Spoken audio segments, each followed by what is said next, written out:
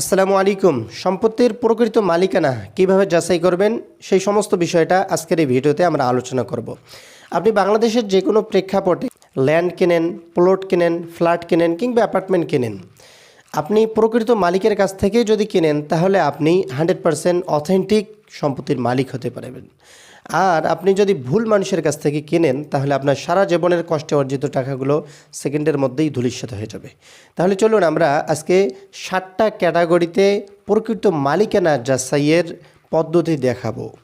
এই 7টা ক্যাটাগরিতে আপনি যদি প্রকৃত মালিকানা যাচাই করেন তাহলে আপনি 100% অ্যাসেট বা সম্পত্তি বা প্রপার্টির মালিক হতে পারবেন। তাহলে চলুন আমরা শুরু করি। Real estate consultant and property advisor Mohammad Mostafizur Rahman. 1 নম্বরে যেটা যাচাই করতে হবে সেটা হলো যেই জায়গাটিতে আপনি প্লট, ফ্ল্যাট কিংবা অ্যাপার্টমেন্ট কিনতেছেন ওই জায়গাতে আপনাকে অন্তত 3 থেকে 7 দিন অবস্থান করতে হবে।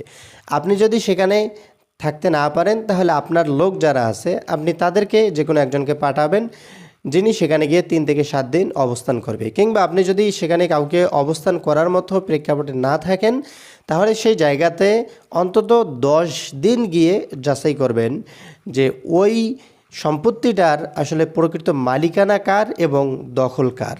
তাহলে চলুন আমরা যে 7 ক্যাটাগরিতে আমরা যাচাই করব তার 1 নম্বর ক্যাটাগরি হলো আপনাকে প্রথমত যাচাই করতে হবে সেখানে স্থানীয় বাসিন্দা যারা আছে তাদের সঙ্গে কথা বলতে হবে যে ওই সম্পত্তিটার প্রকৃত মালিকানা কার এবং সম্পত্তিটা বর্তমান দখল করতেছে কে, কিংবা ওই সম্পত্তি নিয়ে এর আগে কোনো ধরনের মারামারি কিংবা হাঙ্গামা কিংবা কোনো মামলা মোকদ্দমা কিংবা কোনো ঋণ টিন হয়েছিল কিনা কিংবা কোনো ব্যাংকের লোক সেখানে এসেছিলেন কিনা এই বিষয়গুলো যাচাই করতে হবে।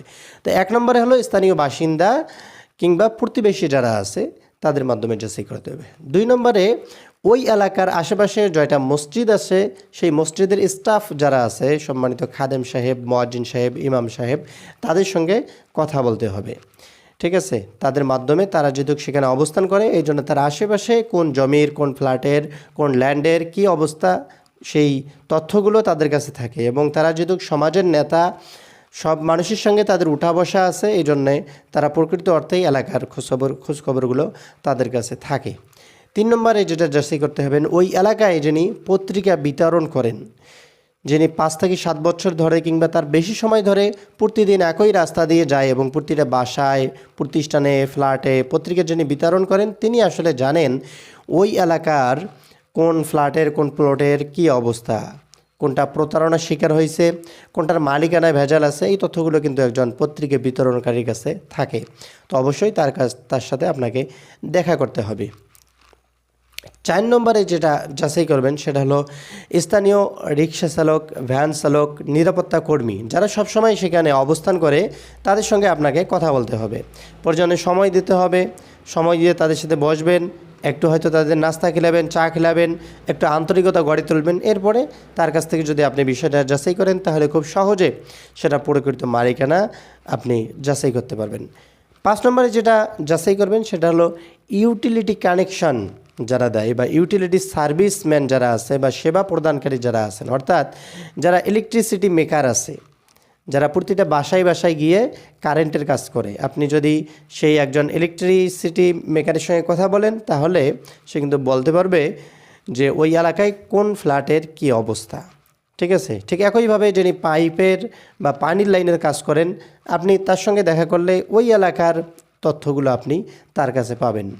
এবং সে একইভাবে যদি সেখানে গ্যাসের লাইন থাকে তাহলে যিনি গ্যাসের লাইনে কাজ করেন কিংবা যিনি গ্যাসের বিল দেন তার সঙ্গে আপনি কথা বলতে পারেন। ঠিক একইভাবে যিনি বিদ্যুৎ বিল লেখেন প্রতি মাসে অন্তত 1 থেকে 2 বার ওই এলাকাটা ভিজিট করেন তার কাছে মোটামুটি এলাকা বিষয়ে তথ্য থাকে। তো ইউটিলিটি কানেকশন যারা দেয় বা ইউটিলিটি সেবা প্রদানকারী যে ব্যক্তিবর্গ আছে আপনি তাদের সঙ্গে দেখা করবেন। ঠিক একইভাবে 6 নম্বরে যাচাই করবেন সেই এলাকায় সাব রেজিস্ট্রার অফিসে স্থানীয় যে রেজিস্ট্রেড দলিল লেখক আছে, যিনি ওই এলাকায় যে কোনো ল্যান্ড, প্লট, ফ্ল্যাট কিংবা অ্যাপার্টমেন্ট বিক্রি হলে যিনি দলিল লেখেন আপনি তার সঙ্গে দেখা করলে ওই এলাকার কোন কোন ফ্ল্যাট, কোন কোন অ্যাপার্টমেন্ট, কোন কোন ল্যান্ড বিক্রি হয়েছে কিংবা কোনটাতে ভেজাল আছে, কোনটাতে জালিয়াতি হয়েছে, প্রতারণা হয়েছে, এই তথ্যগুলো কিন্তু তার কাছে থাকে। তো এই জন্য একজন দলিল লেখকের সাথে অবশ্যই দেখা করবেন। লাস্ট অ্যান্ড ফাইনালি 7 নম্বরে যেটা যাচাই করবেন সেটা হলো স্থানীয় চায়ের দোকান, যেটাকে বলা হয় গ্রামের সংসদ বা এলাকার সংসদ, যেখানে সমস্ত ব্যক্তিবর্গ উপস্থিত হন, অর্থাৎ এলাকার যতগুলো এমপি মন্ত্রী আছে সবাই একত্রিত হয়ে এলাকার যাবতীয় বিষয়গুলো নিয়ে আলোচনা করে। এই জন্য চায়ের দোকানে বসবেন, সেখানে সময় দেবেন, আন্তরিকতা গড়ে তুলবেন। এরপরে আপনার ওই ল্যান্ড নিয়ে, ওই প্রপার্টি নিয়ে সেই দোকানদারের কাছ থেকে হোক কিংবা ওখানে যাকেই আপনার গ্রহণযোগ্য মনে হবে তার সঙ্গে আপনি বিষয়টা যাচাই করবেন। তো এই 7 ধাপে যদি আপনি একটা প্রপার্টির মালিকানা বা দখল যাচাই করেন, তাহলে 100% নিষ্কণ্ঠ নির্ভেজালভাবেই আপনি একটা অ্যাসেট বা একটা প্রপার্টি বা একটা সম্পত্তির প্রকৃত মালিক হতে পারবেন ইনশাল্লাহ। আর আমরা একজন রিয়েল এস্টেট কনসালটেন্ট হিসাবে আমরা এইভাবেই এই বিষয়গুলো আমরা যাচাই করে থাকি কিংবা আমাদের লোকদের মাধ্যমে যাচাই করে থাকি। তো এইভাবে যদি আপনি যাচাই করতে পারেন তো আপনি যাচাই করবেন, আর যদি আপনি যাচাই করতে না পারেন তাহলে একজন রিয়েল এস্টেট কনসালটেন্টের সাথে যোগাযোগ করে এই বিষয়টা আপনি যাচাই করতে পারেন। ঠিক একইভাবে একজন সিভিল লয়ার এবং একজন রিয়েল এস্টেট কনসালটেন্টের মধ্যে পার্থক্য হলো, একজন সিভিল লয়ার যিনি আপনার শুধু জমির বা সম্পত্তির কাগজপাতিগুলো সার্টিফাই করে দেবে, কিন্তু একজন রিয়েল এস্টেট কনসালটেন্ট আপনি যেই ল্যান্ড হোক, প্লট হোক, ফ্ল্যাট হোক, অ্যাপার্টমেন্ট হোক, সেটার একদম ল্যান্ড থেকে শুরু করে সয়েল টেস্ট থেকে শুরু করে সেটা দলিল, খতিয়ান, নামজারি, পাওয়ার অফ অ্যাটর্নি যদি থাকে সেটা, এরপরে যদি কোম্পানি যদি ফ্ল্যাট বানিয়ে থাকে সেই কোম্পানি যেই ফ্ল্যাটও করে করতেছেন সেই ফ্ল্যাটটার carpet area, build up area, super build up area, সেই ফ্ল্যাটের ইউটিলিটি কানেকশন সহ যাবতীয় বিষয়গুলো একজন রিয়েল এস্টেট কনসালটেন্ট বিষয়গুলো দেখেন। সেই সঙ্গে একটা ফ্ল্যাটের প্রকৃত দাম কীরকম তিনি যেহেতু বিষয়গুলো নিয়ে কাজ করেন, এই জন্য যেই ফ্ল্যাটটা আপনি 1 কোটি টাকা দিয়ে নিচ্ছেন একজন রিয়েল এস্টেট কনসালটেন্টের মাধ্যমে যদি আপনি সেটা নেন, তাহলে দেখা যাবে যে 1 কোটি টাকার সম্পত্তি আপনি 80 লক্ষ টাকায়ও কিনতে পারবেন। তো এই জন্য আপনি চাইলে একজন রিয়েল এস্টেট কনসালটেন্টের মাধ্যমে এই সমস্ত বিষয়গুলো যাচাই করার মাধ্যমে আপনি প্রকৃত মালিকানা হতে পারেন কিংবা আপনি নিজে এই বিষয়গুলো যাচাই করতে পারেন।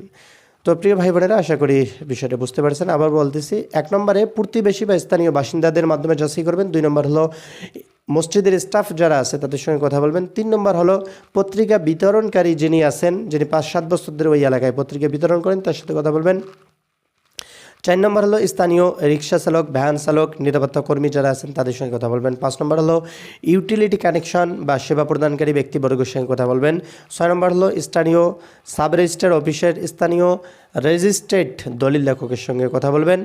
7 নম্বর হলো স্থানীয় চায়ের দোকান বা স্থানীয় সংসদ ভবনে গিয়ে বসবেন, সেখানে গিয়ে কথা বলবেন।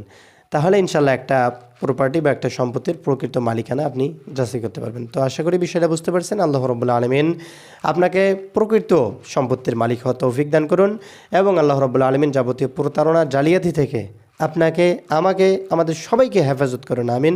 আসসালামু আলাইকুম রহমতুল্লাহ।